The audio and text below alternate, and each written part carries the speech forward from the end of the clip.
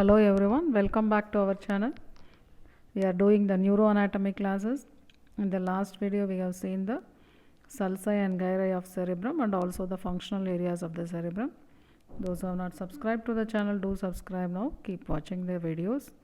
In this video we will see the blood supply of the brain.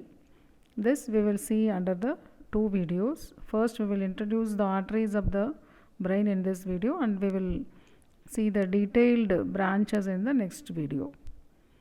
So now we will start with the arteries of the brain. Arteries of the brain are two system of arteries. Vertebral system consisting of a pair of vertebral arteries. So these are the pair of vertebral arteries you are seeing. So this is one vertebral artery and this is the another vertebral artery. And another system of arteries, carotid system of arteries, consisting of a pair of internal carotid arteries. So this is one internal carotid artery and this is the other internal carotid artery. So you can see now again from here how this internal carotid artery enters and the vertebral arteries enter the brain to supply the cerebrum and also the other parts of the brain. So now we will start with the vertebral system of arteries. The two vertebral arteries, they enter the cranium through this foramen magnum. They unite at the lower border of the pons. So here it is uniting at the lower border of the pons to form the basilar artery.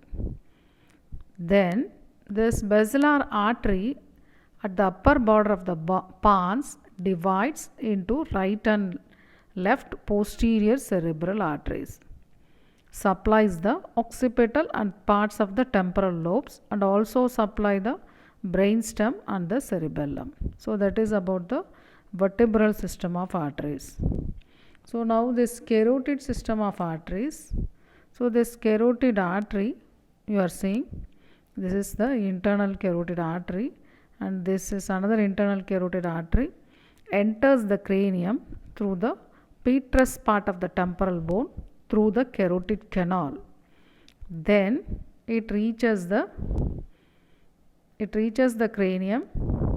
Here you are seeing in the cranium is through the, so it passes through the carotid canal and enters the cranium here. Yes, it is the, we will label this internal carotid artery. Here is the internal carotid artery entering the cranium, related to the carotid sulcus. We have learnt this carotid sulcus in relation to the cavernous sinus.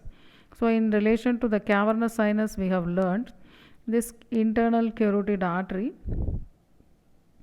makes the U-shaped bend in relation to the carotid, in relation to the cavernous sinus, that will be called as the carotid siphon.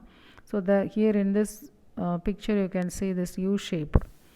Then this internal carotid artery ends in the anterior perforated substance by dividing into larger middle cerebral artery and a smaller anterior cerebral artery.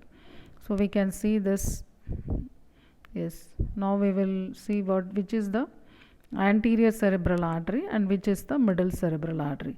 Anterior cerebral artery is the artery which runs in relation to the medial surface of the cerebrum, will be called as anterior cerebral artery. That is smaller. Larger middle cerebral artery. So that will be running in relation to the superolateral surface of the cerebrum. So these two arteries supplies frontal, parietal and parts of the temporal lobes. So we have learnt in this video, this two system of arteries supply the brain. One is this vertebral system of arteries and another is the carotid system of arteries.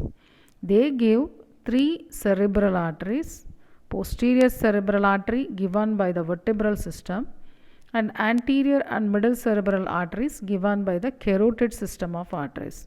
So these three cerebral arteries will supply the cerebrum, and this basilar artery and also the other branches will supply the other parts of the brain. So we will see the details of this branches of these 3 cerebral arteries in the next video. So those who have not subscribed to the channel, do subscribe now. Keep watching the videos. Thank you.